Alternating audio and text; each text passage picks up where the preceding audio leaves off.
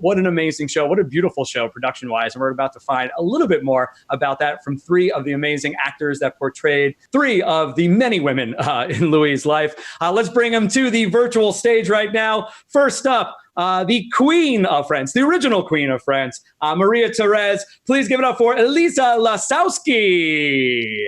Hi. Hello, Elisa. How are you? Thank you for being here. Good, thank you. Thanks for having us. Of course, of course. Next up, his original mistress that we know of historically, the Madame de Montespan. Please give it up for Anna Brewster. Hi. Hello, Anna. How are you? I'm good. Thanks for being here. Thanks for being here. And last but not least, the second wife of Prince Felipe, a princess in her own right, Princess Palatine, Elizabeth Charlotte. Let's hear it for Jessica Clark. Hey! Hey, how's it going, Jessica? Good to have you here. Thanks for having us. Of course. Thank you so much for being here. What an interesting series. Obviously, it started in Europe in Canal Plus and then on BBC. And then we had it like kind of over here in America on the movie channel. It was like one of more obscure networks. And now it's been on Netflix for the past couple of years. And I know, at least from our perspective, it's been just like gaining in popularity and fame as new folks discover it. And, you know, I mentioned in the little briefing beforehand how much of a nerd I am about this time in history and this period of history. I remember going as a teenager to France and going to Versailles and just being in awe at this crazy building and creation and palace that this man created and all the people that live there. I just wonder, what was your experience just with the history of King Louis XIV before coming onto the series, your personal knowledge of it, and then what it was like arriving for the first day on that set? I know the series used a bunch of different, castles in France, but specifically coming to Versailles, what was that like, that first day being in that amazing location? Starting. Yeah, this is always the fun part where, yeah. I mean, the locations were amazing. It's I remember my first day being quite intimidated actually at how kind of grandiose it is, and so it adds, you've got the big costumes and then the big spaces, and then it adds to the whole theater of it, and then it adds to the nervousness you get before you start to shoot, am I answering your question? The history of it, yeah, of course. The history of it, I mean, kind of, I think when you in any of these type of acting projects in general, you might know about a subject, but then you end up knowing about it in more detail as you start to look into it. It's like very rich, fascinating time. We learned a lot. Yeah. Amazing. Well, Jess and I, we went to school in England, so we very much learn about English history, not so much about French. So we kind of, we really had to dive into it, it's fascinating. And I mean, it's the same. I think I didn't realize the scale of the production, I don't think, until I got onto set for the first day, and then like, okay, this is what's happening. And then, it just kept on getting bigger and bigger. And I don't think I actually shot in Versailles until season 2, towards the end. So that was really surreal, just kind of walking down the corridors in full costume. And so Jess? Yeah, I mean, same as Anna. I don't think we were taught anything about French history at school. I remember learning about China, but not France. So it was really exciting to delve into a history that I felt like I probably should know more about than I did. And like reading letters and just being able to like really like dig deep into that part of history. When I started in season 2, I started in the studio, which obviously is also completely incredible. And you were like, they've built this? I could just live here. But I remember the first day I went to Versailles was my Palatine's first arrival at Versailles. And I arrived in this like outrageous outfit on a horse-drawn carriage through the gates. And I was like, is this real?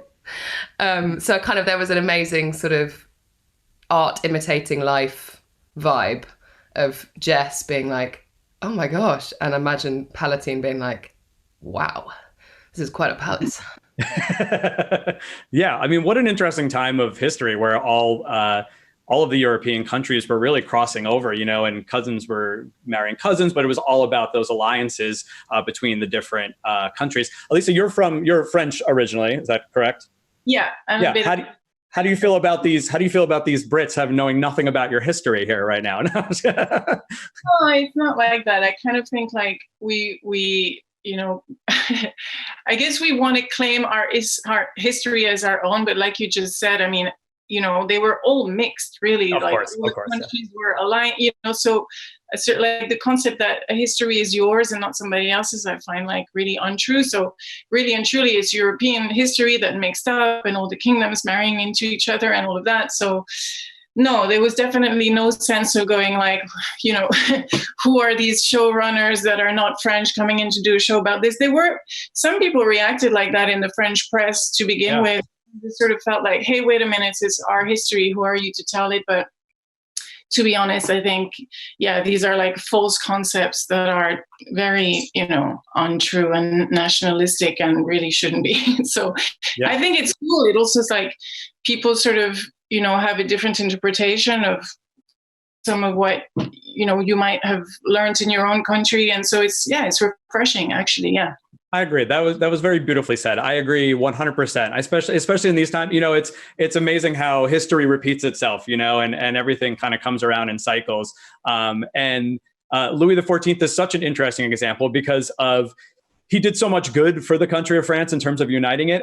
But then there's so much, story that we don't know really 100%, you know what I mean? But this series really fleshed out in terms of how he went about it and who his alliances were with and who he was trusting. And congratulations on just all three of y'all's and all of the women of the series' beautiful work. The women were such an influential part. Louis gets up there, and he gets historically referenced, but my gosh, the amount of women that he relied on throughout his career, and the influence and everyone he listened to, they were really who shaped the country at the time, which was so cool just to see the series portray a good amount of them, starting with Maria and then bringing in Montespan, all the different women again that influenced them. But I'd like to sort of reference a little bit what you were saying, Elisa. And this is a question. We're going to get to some fan questions, and there's already a lot of fan questions coming through, specifically from Bonnie Toot, watching on Facebook. Would like to know how much of a spin, because we talked about there's a lot of historical things we know, but this is obviously historical fiction, and it's one writer or not a group of writers' interpretation of what they think happened within the walls, of Versailles. How much of a spin did you feel like you put on your characters, or was there encouragement to kind of take it in your own direction, or was there a lot more put into the historical versions of these folks? And this might be a difficult or tricky question, but I guess I'm just curious about, how much of that spin were you aware of, or, how did you take the character from history to this sort of fictional version? I guess we are making a TV show, aren't we? Yeah. So it's a script. It's made for TV. There's a lot of drama. It's also, we're talking about a period where the documentation of what's going on at that time, there isn't that much. So as far as like character, you can really develop it, and you can put your own spin on it, because you get little snippets. And I read a couple of books about Montespan and about her story. That really gives you like a structure, and then you can kind of fill in the gaps, which I think is great. And historically, for me personally, Montespan had a really bad rep. Well, no, sorry, she had a bad rep. But then for me, that allowed me to kind of look at her as a woman who had she had 9 children, but she had 7 by Louis. Wow. And then try and think, well, you know what? At the same time, she was a mother. She was in the court. Like, how can you kind of give her a bit more heart? So that, this stuff isn't written down, but I don't know, as an intelligent person, you kind of try to fill in the gaps, and I don't know, you're also telling a story. So. Yeah, of course. It's awesome. Yeah, I felt like I was really lucky in that Palatine, her letters, they're in a book, and so I could read them all, which was amazing, to get a real sense of her character and what she was like and her wit. But at the same time, it's always going to be you bringing an element of you to the part that you play, and there has to be kind of like a nod to. You sort of felt like I felt like I wanted to do her proud by kind of giving her like a bit of a kind of salute to her, but also bring a, you know, an element of me to it as well. And the writers were really great. They were very. It wasn't sort of strict. There was like very flexible, very willing to kind of talk about. You know, so if I had sort of thoughts about, well, actually, she said this in one of her letters, and it was really juicy. What do we think about bringing it in, or kind of nodding to that element of her? They were, you know, really kind of up for that sort of discussion, which was great. But yeah, I mean, the thing I found really interesting about it is that so much of the series feels sort of like outrageous and like that couldn't have possibly happened. Yeah. But actually, the most of it happened and more. I remember like being on set and hearing these like ridiculous stories about him having a sort of zoo in just having all these wild animals walking around. I was like, that can't be true. Like, no, that was true. So I think, yeah, there was a sort of element of feeling like the series made it completely like drama, but actually a lot of it was history. Yeah, and a lot of it is probably quite tame. It's funny, I remember coming across some like history books I read as well that Louis XIV loved like eating, and he loved like throwing food in like his mistress's faces when he and I was like, wow, this is really wild. So none of these things were in our script, you know, but they could have been. So yeah, I mean, you know what? It's always an interpretation anyway, right? Like history books were written by people who interpreted what they saw, and then people picked up and kept writing. And so, yeah, it's always storytelling is always an interpretation of some sort, you know? So that's what we did, yeah. Yeah, that's a great point, especially during that time. And Palatine, like you said, she probably had the most amount of detail that was the closest to the king, but that was after, you know, all the first, you know, sort of storylines with his first, you know, women in his life. So that, you know, it's interesting to see that, but yeah, tough to play it before. We talked a little bit about the costume. The production design on the show is beautiful. I think it's the best part of the show. It really just brings the world to life. And not only historically, but then we talked about a little bit, there's that sort of modern sensibility of absurdism that was brought with like some modern music. M83's soundtrack, you know, that opening song really takes you into that world of like you almost get into the mind of Louis, you know what I mean? How he was, what his feelings were for art, and he gave to the art so much. And the costumes and his idea of fashion is such a huge moment of that time. Your costumes are all beautiful. I mean, my gosh. And the fans want to know, specifically Bonnie again, but then also, and I'm going to butcher this, and I apologize if you're watching out there on Twitter, but Aga Sutstakowska, I think is the pronunciation. Let's talk about the costumes. How was it getting in those costumes every day? Are there any of your favorite or worst costumes that you had to get into? Tell us a little bit about the process of the beautiful work that was done costuming-wise on the show. Jessica, go. So I remember turning up pre-shoot to sort of meet everyone and get measured up and get fitted, and everything, all of the costumes were made like specifically for you. Yeah. The artistry was unbelievable. We talked about this before, me and Anna, but the color palette, all the different characters had their own specific color palette. And the team, the incredible costume makers and designers that worked on this show, it's just like, it was unbelievable, the skill and talent. And I remember like second season, but first season, I remember just being like, oh, this is just the best, like just loving every moment. And then like third season being like, oh, it's quite tough to just go to the loo, isn't it? Or like, you know, this very hot, very like difficult to wear. And I just remember being really grateful that we didn't have to wear them anymore. But they're so beautiful. My riding outfit was the one that I particularly wanted to wear all the time. It made me feel really powerful. Yeah, really. Yeah. And that one was a little more practical too, less courtly, a little more, you know, good rough and tumbly for what that is. I mean, still extensive, obviously, but a little bit more casual. ladies of the court, other favorite or worst costumes? I mean, like you said, it's true. Like there was a lot of emphasis in the show about, you know, the visuals. They got one of the France's best costume designer. They got one of France's best like set designer. All like top people. But it did sort of feel like sometimes, with all due respect to our production, it did sometimes feel like acting came, you know, like we came last. It was like, okay, first we do you all up. It's taking hours, and then you get one take, okay, done, and you're like, wait, I just spent like 5 hours getting ready. Give me at least 2 takes. Sometimes when things were rushed, it felt a little bit like that, but it does look, yeah, it's incredible. I hated my wig because it was way too heavy, but it looks stunning. Like, yeah, we had a studio. There was a whole section where they would just continuously making costumes through the whole show. And I think it was a really great team. So I'd always pop down there and have a little chat and get refitted. And the corsets, I remember whenever we got a new dress, it was always really tight. Do you remember? And then like it would slowly loosen up and you get more comfortable. But no, we also shot the show during like every possible season. So I remember one point at the height of summer, we were in a church and it was so hot. And I remember me and Elisa, there was the 3 of us. I think we all just like hitched our skirts up and sat on the marble floor because it was really cold. Best thing at a church, but yeah.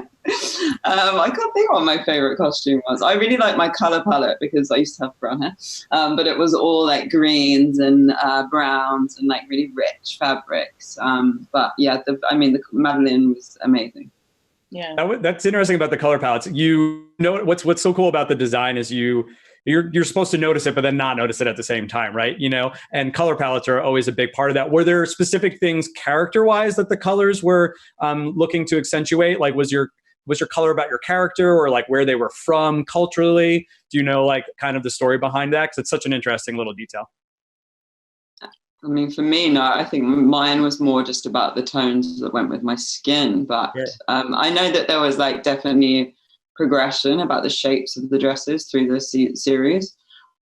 Season 2, I think, the dresses became a lot more like they went out on the hips as opposed to, or was it on the back? I can't remember. But basically the shapes just slightly changed from season to season. And I'm sure if you now rewatched it, you'd notice. But I can't think of anything character specific color wise that was for mine. I mean, I know I had a lot of reds, and I don't know, you know, if it was hinting at the regal thing or Spain or they were, but like Anna says, I think it's true that Madeleine really worked with our skin color, and Anna has green in her eyes, Jessica has blue in her eyes, and you had a lot of blue dresses, and you like, so there was also a lot of like, she really worked with our coloring, which is why I guess the costume also looked so good on everyone, you know, because it's sort of, yeah, she's like an amazing creator. Yeah. That's so cool. The makeup, everyone looks beautiful on the show, and rightly so, because I think of the times that was something that people put a lot of emphasis into. But the amount of close-ups and the makeup work that was done with the wigs and like accentuating everyone's eyes, I noticed really stand and pop in this show. There's a lot of just like really close-up on the eyes and what people are thinking. So really cool stuff. That's a shout out to Lady Lizzie, who asked a lot about costumes. Also, Barbara Lott is curious if you took any, or were you allowed to take any of your costumes from the set after the show wrapped? This is always a touchy subject. I'm just laughing because I've had this with Jessica before, and she pulled out this piece that she'd taken, and I was like, what? I have 2. I have my green. But I called you up, Anna, and I told you, because they said we were allowed to keep 1 or 2. I know, but because I finished like earlier, I think I missed out. That's it. Maybe it's not too late. They must be somewhere. Track them down. So Lisa's got 2. Anna, you missed out, it seems like. But and Jessica, you have 1 that you or a piece of something? Yeah, I got my riding jacket. Which I'm just still trying to work out the appropriate occasion to wear it out for.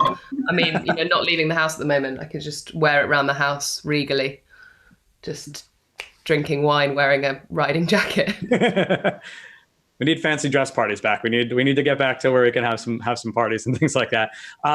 We're about halfway through the panel. I just want to shout out to all the fans out there. Keep those questions coming in. We've got a few more lined up. Just know too that the one-on-one video chats, if you'd like to purchase those, will be available throughout the hour here.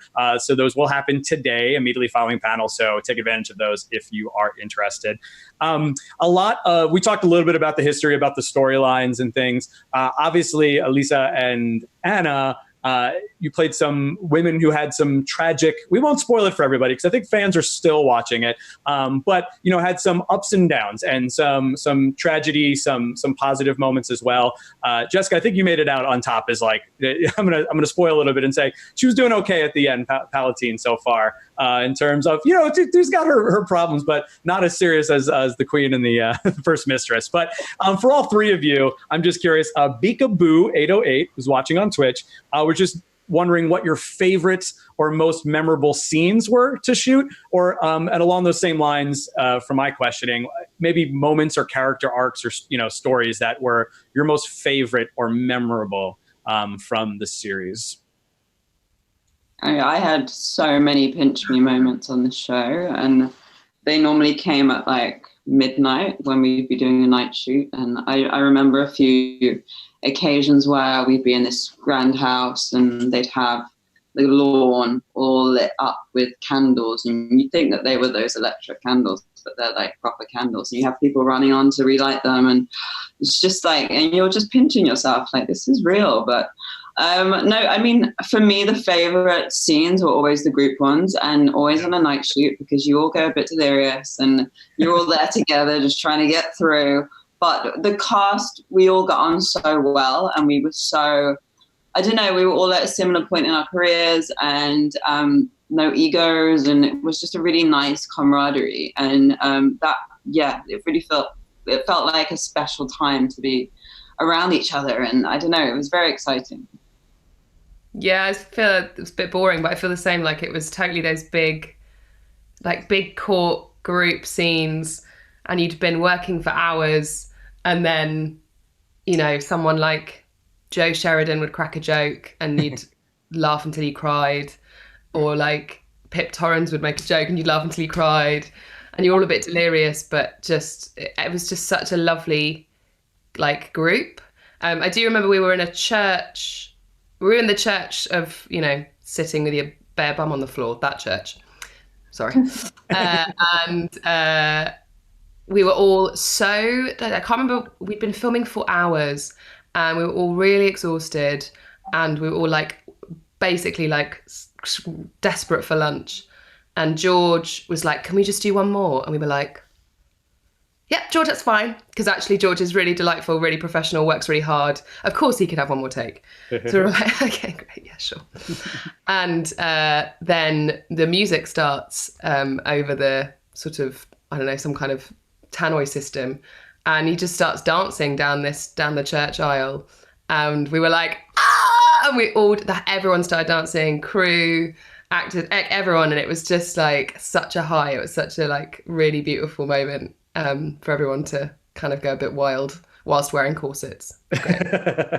Awesome. Lisa, favorite memorable moments on set?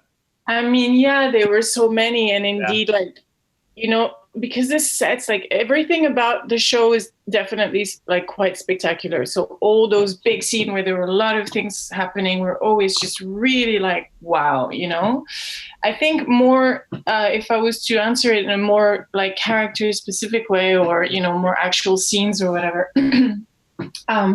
I guess because my character is quite stern throughout. So I actually quite enjoy the scenes where she's either a bit more mean, or obviously the ones at the end where she goes crazy, or then I felt like I could let go a little bit, which for me was definitely fun. If there's a memorable moment I have, it's actually, this is the weirdest thing I've ever experienced, I think, on a film set. But at the very end, when the queen passes away, and we do this scene where there's violins playing and everyone comes and walks in front of the bed to pay their respects.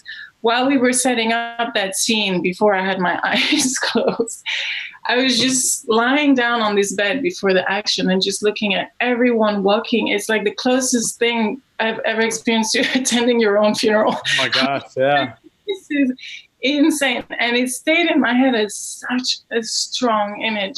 Just so my like little feet stick out and I'm just see all these people walk. It's just very bizarre, yeah. But you know, filmmaking is full of these, like we get loaded with like amazing experiences and imagery of what you put yourself through by telling a story, you know. But yeah, Versailles was like particularly spectacular just because there's so many things going on all the time. Yeah. So anyway, that's for me. No, that's amazing. What a interesting story to hear about portraying a character in a funeral and then sort of kind of having that meta reflection, you know what I mean, on being at your own. Oh my gosh, interesting.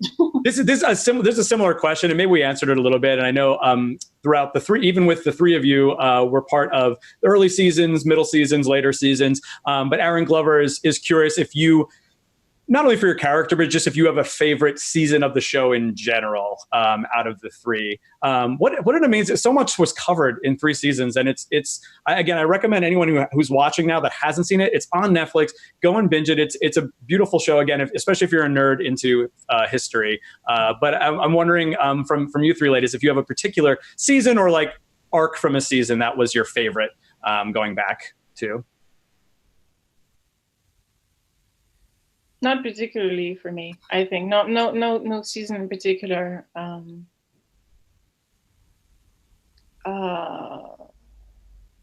don't know. Yeah, I mean it's tough. There was everyone had their arcs and they kind of took their time. Anything from Anna or Jess?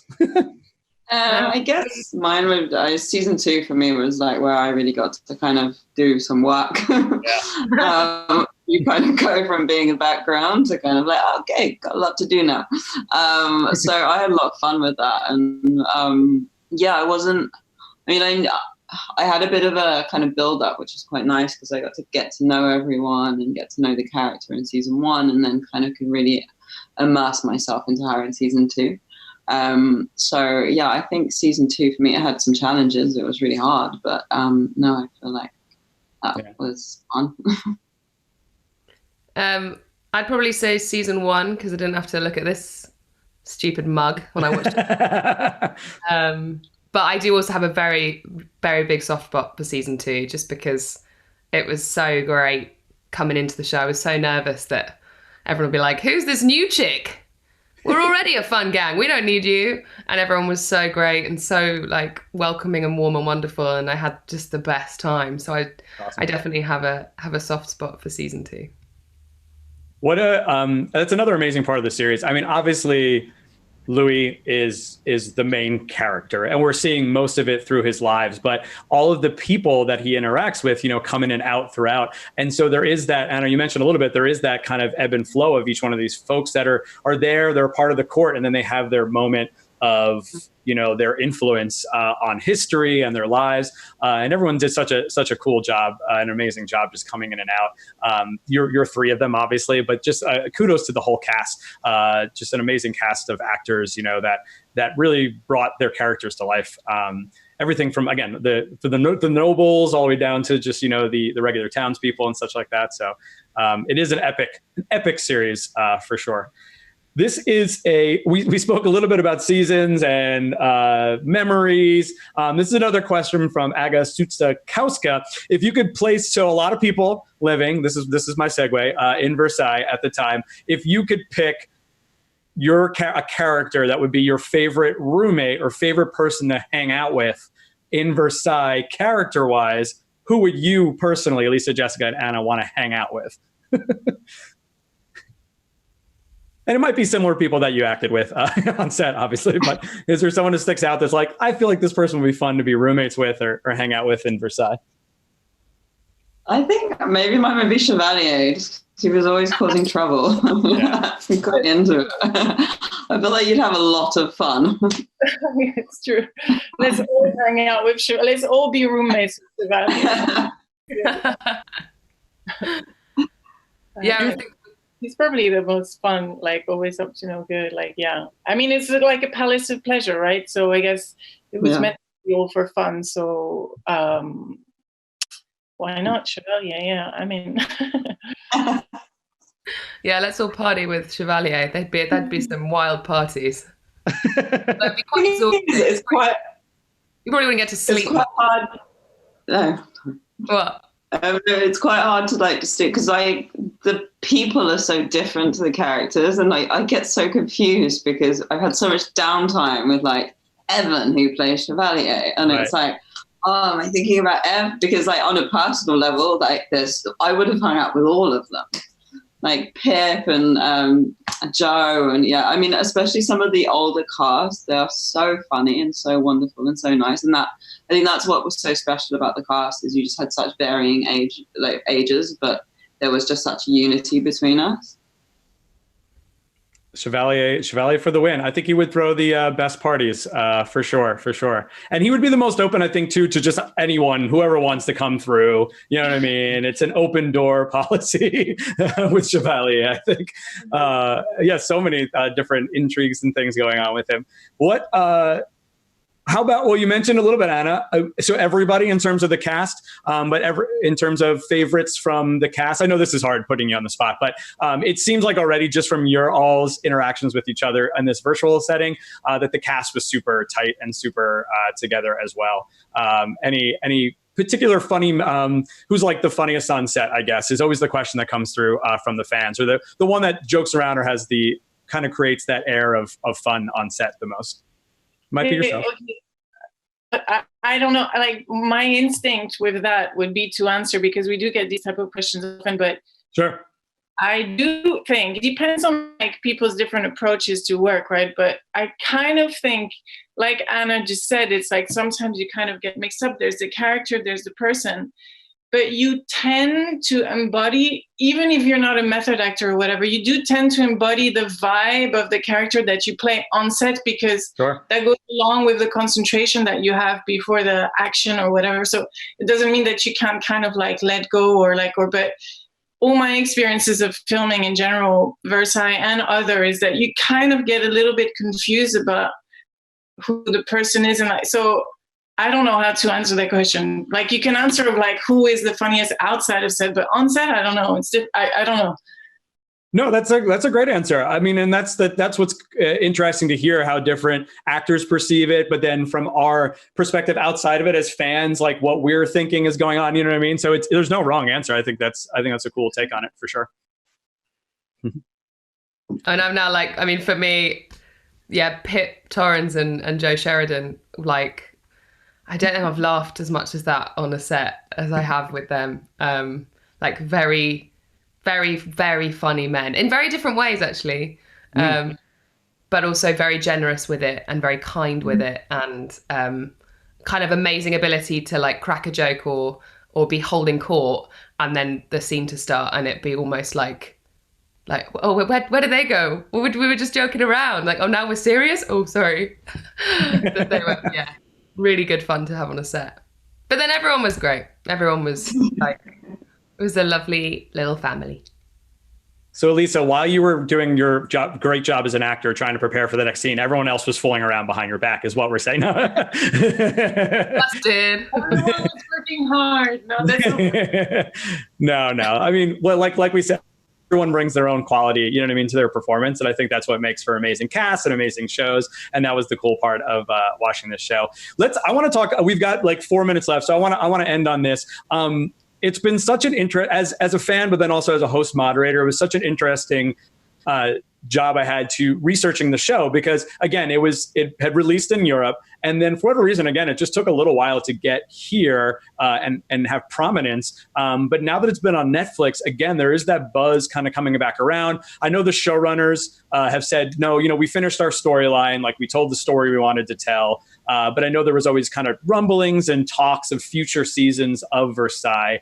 And the fans have been there. There's petitions out there to like have spin-offs and season 4s. I don't know, like what are your reflections on the end of the show and any future potentially that you see for it or not at all? And maybe just a reflection on the cool little fan buzz that has been created. It's become almost like a cult favorite of a lot of folks out there. I know that was, again, a loaded question with many parts, but sort of just your reflection on the fans and ultimately how, if you've heard anything or you'd be interested in this show continuing or the storylines continuing? I think firstly, the fans of the show are incredible. They have really been, they're called the Versailles family, and they put so much support behind each and every one of the cast, and they're so wonderful. So yeah, we kind of have to say thank you to them for even creating that buzz. But no, I've been asked this before, whether I'd like to go back, I mean by fans, whether I'd like to go back and do another season. And I feel like now enough time has passed. Like it was an exhausting process, and after 3 seasons of hair, makeup, costume, like it was tiring. Sure. But I would now not mind going back and seeing everyone again and going back to like my Versailles family. And, you know, we shot in Paris for 7 months of the year. Who'd say no? Yeah. I think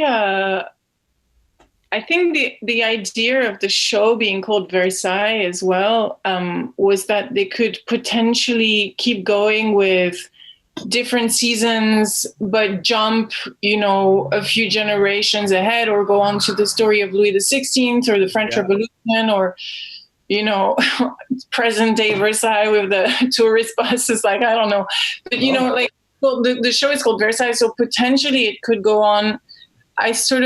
My understanding was that maybe they had come to the end of the storylines with Louis XIV's era kind of thing, you know, and so, but I suppose it could, you know, it's like they have the business model, you know, they could keep going.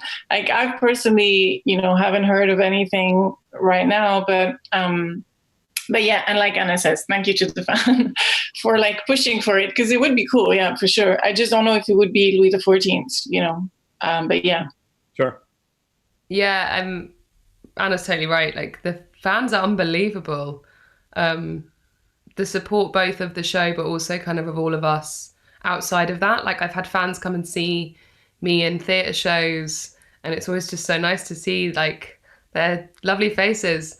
So that's kind of incredible, and to kind of have that I don't know, force behind it, but also like, family behind the family is just so lovely. And I felt like when we finished season 3, it was like, okay, it's time. We're all a bit sad that it's come to an end, but maybe everything has to come to an end. And now, like a few years on, I'm like, should we just do another one? But yeah, I think Elisa maybe is right, and it needs to be Versailles, but the next generation. But then I was thinking, maybe they could do a what's that show called, American Horror Story, which I love, and they could just like all of us, but playing different characters, but from the next generation. And I was like, so maybe they'll do an American Horror Story. Elisa, did you say who did she want to play? Yeah. Who would you want to play? Yeah. If you're doing Louis XIV, if you're doing Louis XV or Louis XVI. We need a Marie Antoinette. Obviously, I want to be king. None of this patriarchal stuff. Come on. We could do some gender swapping. Why not? Yeah. There's been some fun, oh my gosh, what is that movie with Marie Antoinette? I can't remember it off the top of my head, but you know, where they play up that more that side of things, which is such a cool story. I love that. My gosh, I know the fans would totally dig that, you know, because Versailles itself, Lisa, to your point, is a character and has continued to be a character in history and throughout different generations. It would be super trippy and interesting if they came to the modern day. That would be so wild to sort of see the evolution of it. But hey, you know, it's once we get back to normal and shooting things, it could happen for sure. But I know I speak on behalf of all the fans when I say thank you 3 for giving us 3 beautiful, amazing seasons and your beautiful work as these awesome women from history. Thank you so much for being here. A loud round of applause. Let them hear you. Let them feel the reverberations from around the globe, everybody. One more time for the cast of Versailles. It's on Netflix. Go watch it. 3 seasons. We got nothing else to do right now, so go binge it. One more time for Jessica Clark, Anna Brewster, and Elisa Lasowski. Hey, this is Alex Malari Jr., and you are watching Fandom Spotlight. Be sure to hit that like button, share, and subscribe. Your emperor commands it. Thanks for watching.